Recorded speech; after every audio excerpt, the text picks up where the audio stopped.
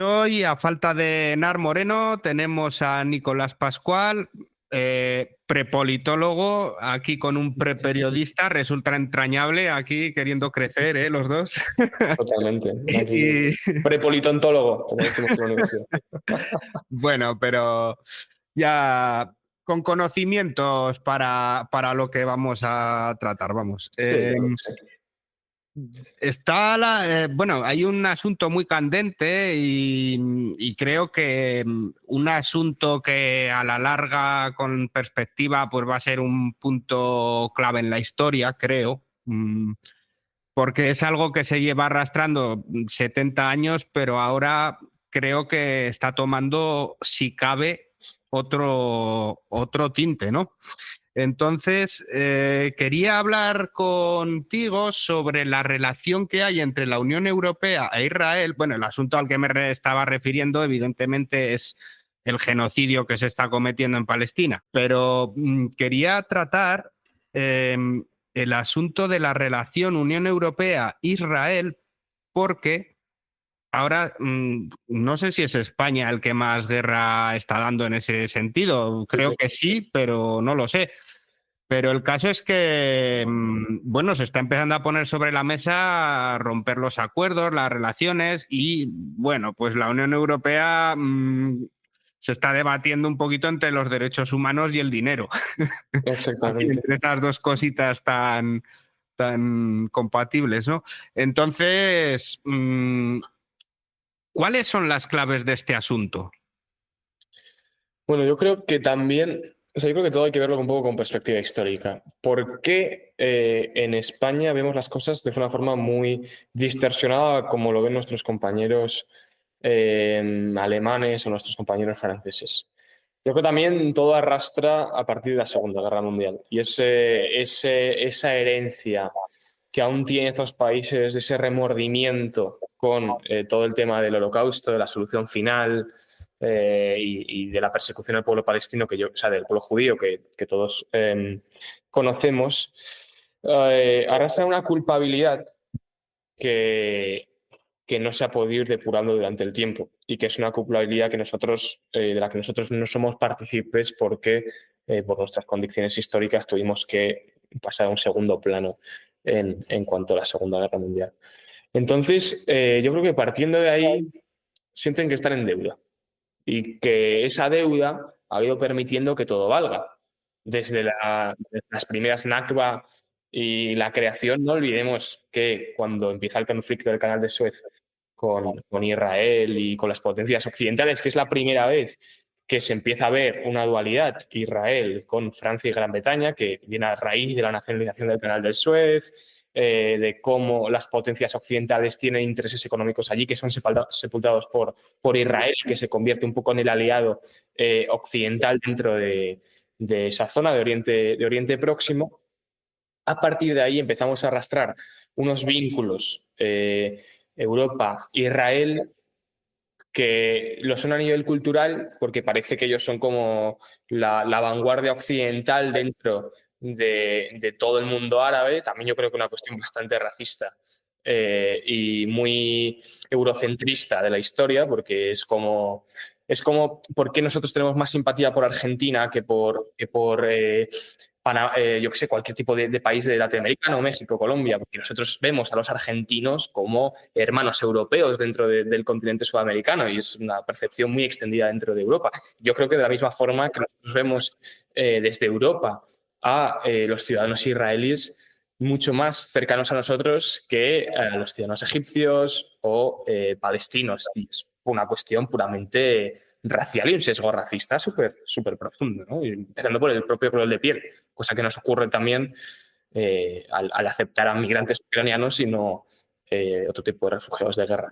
Entonces yo creo que partiendo de ahí, de esos vínculos históricos y sobre todo de ese peso de culpabilidad que arrastra sobre todo Alemania, que así ha ido construyendo pues todas las comunidades económicas y después la Unión Europea, le ha costado mucho y le está costando mucho renunciar a todos aquellos privilegios que le ha otorgado a Israel.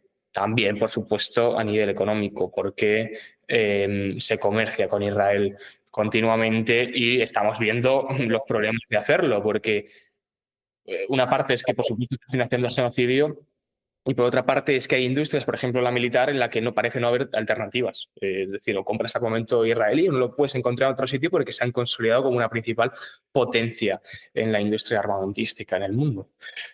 Entonces, yo creo que es bastante difícil y que no somos muy conscientes de que aquí el apoyo al pueblo palestino es sustancial. O sea, yo creo que si preguntas a la población española, si podemos ver los sondeos, un porcentaje altísimo, hablamos del 70-75%, reconoce la existencia del Estado palestino, se posicionan en contra de la situación y por tratarse de temas étnicos y de persecuciones étnicas, como se ha hecho a los judíos, en Europa no pasa lo mismo, porque parece que no sabemos distinguir entre condenar un genocidio y ser antisemita, que son cosas absolutamente diferentes. O sea, para nada. Yo soy antisemita, lo único que condeno es el genocidio en Palestina. Pero parece que eso en Europa no se logra entender. Sin embargo, yo creo que ya se está abriendo un camino entre todo eso. Yo creo que esas mentiras ya no valen. Y, por ejemplo, lo vemos en Reino Unido. Reino Unido, que también ha sido una de las potencias que ha apoyado al régimen sionista, hace 10 días cortó relaciones comerciales con Israel. Parece que entonces se han dado cuenta de que son laboristas por primera vez en mucho tiempo, ¿no? Y de la herencia que tienen. Entonces, no sé, yo creo que es una situación bastante complicada, pero creo que las cosas están empezando a cambiar. Y yo creo que hay también un voto a favor de Pedro Sánchez en el conflicto, que con sus cantidad de tibieces en este aspecto, por lo menos yo creo que va a Europa a defender mínimamente y hay que pedirle que lo haga de forma muchísimo más contundente y sobre todo a nivel económico, porque de nada sirve defender el pueblo palestino y seguir comerciando con Israel, pero sí que está abriendo un poco el camino de otros tipos de estados, como por ejemplo Irlanda también, que se empiezan a posicionar claramente en contra del genocidio, yo creo.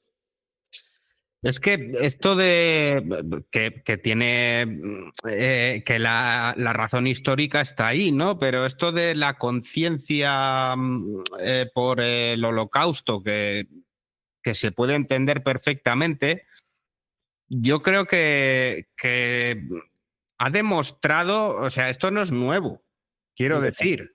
Las intifadas son de hace 25 años y eran niños contra tanques, Total. ¿no? Aunque no llegara al nivel de horror que estamos viendo ahora. Pero es como que yo creo que esto de la conciencia puede acabar sirviendo para justificar el negocio y ya está, no lo sé, pero la sensación, hombre, que la Unión Europea es una unión sobre todo monetaria, lo dice su propia historia, ya de raíz era la unión del carbón y tal, pero no sé, hasta cuándo va a servir esto del lavado de conciencia, ¿no? Cuando no es un comportamiento para nada nuevo. Yo creo que eso habla muy bien de las dinámicas del mundo en el que vivimos, en el que todo vale si el beneficio supera el coste. Y el coste social está muy por debajo del coste económico. Entonces, hasta el momento en el que no repercuta en los bolsillos de los países europeos, la situación va a seguir, yo creo que va a seguir bastante parecida. Yo creo que eso es cuanto menos triste, pero es que también es absolutamente real. Es decir, seguir bajo la institución que supone y el peso que supone tener una economía de mercado como la que tenemos, significa que todo vale siempre y cuando se gane. Y los países ganan si comercian con Israel, porque si no, no lo harían, porque así funcionan las leyes del mercado. Entonces, ¿hasta cuándo? Pues hasta que no les sea rentable y así de triste es, Claro. porque ya sabemos que los derechos humanos no importan si hay beneficio económico. Los derechos humanos solo importan cuando defenderlos es rentable. Y en el mercado, los derechos de las personas migrantes, los derechos de las personas de la comunidad LGTB, únicamente importan cuando posicionarte a favor de esas causas significa tener más ventas. Es por ello por lo que ahora viene junio. Empezará el mes del orgullo, veremos a todas las multinacionales haciendo promoción con la bandera arcoíris, no por gusto, sino por puro placer económico, porque, no sé, yo creo que esta situación también nos sirve para replantear el mundo en el que vivimos y a qué se superdita todo, al beneficio. Y el fin, en este caso, que es ganar, justifica cualquier tipo de medio, incluso un propio genocidio, Sergio. No, que es curioso porque se sabe que implícitamente Israel es Estados Unidos por las vinculaciones tan directas que tiene, ¿no? Y explica el por qué da igual quién gobierne en Estados Unidos Totalmente. en el momento de apoyar incondicionalmente a Israel, pero que sí que se está, claro, ahora que es tan gore todo, se está evidenciando, parece bueno, que la Unión Europea en ese sentido no es tan diferente, igual con la boca más pequeña, con más fricciones internas, bueno, que se pueden sobrellevar, ¿no? Pero sí, sí. El tema es que decían que, bueno, leí que si se empieza, además, si se empieza a tramitar el tema de cortar relaciones comerciales, que incluso yo no sé si tienen que estar todos de acuerdo, incluso, ¿no? Bueno, hay cuestiones dentro de la Unión Europea, o sea, digamos que el procedimiento de voto habitual, o sea, el procedimiento de voto ideal es el consenso. Lo que pasa que a partir de las grandes ampliaciones, a partir de 2004, sobre todo, ya de cuando empieza a haber cada vez más estados, el consenso es imposible, porque ya no es un club de amigos muy privado, ya son 27 estados con sus 27 particularidades. Entonces, del consenso se pasa a la mayoría cualificada. Y la mayoría cualificada significa que necesitamos el 55% de estados miembros a favor que representen el 65% de la población. Entonces, es decir, se supone que una mayoría representativa de lo que significaría el continente o la Unión Económica Europea, ¿no? El 65% de la población. Sin embargo, pese a que a partir de Lisboa, sobre todo 2009, se establece este procedimiento de mayoría cualificada como el idóneo por medio de las reformas del procedimiento legislativo de la Unión Europea, y se establece más o menos hasta hacia el 90% de las materias, o sea, el 90% de las cosas que se deciden en Europa se pueden hacer por medio de este procedimiento, sobre todo dentro del Consejo Europeo, que es el de presidentes, y del Consejo de la Unión Europea, que es el de ministros, pero hay una serie de materias reservadas al diálogo y al consenso. Y son las materias más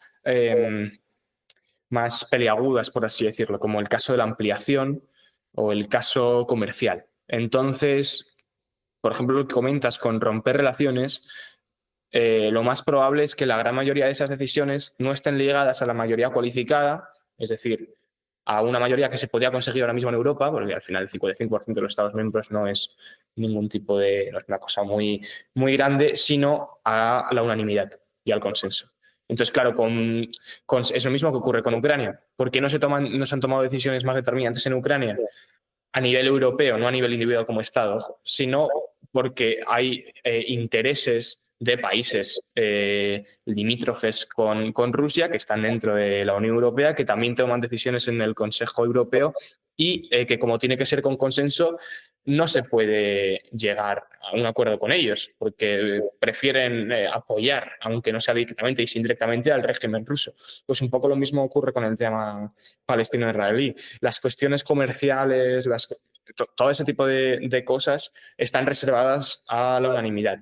Y entonces ahí nos encontramos ante que un bloqueo por uno o dos estados dentro de 27 tiene una probabilidad muy alta de suceder y es lo que está pasando. Pues Nicolás Pascual, gracias por visitar la centralita. Nada, Sergio. A ti. Y bueno, seguiremos en contacto con todos estos temitas. Seguiremos en contacto. Yo ya sabes que súper encantado. Además, ahora viene el verano, ya con ganas de hacer cositas y de charlar un poco sobre política también. Vale. Bueno, Pues Sergio. lo tendré en cuenta. Venga, muchas gracias. Venga, cuídate. Un abrazo.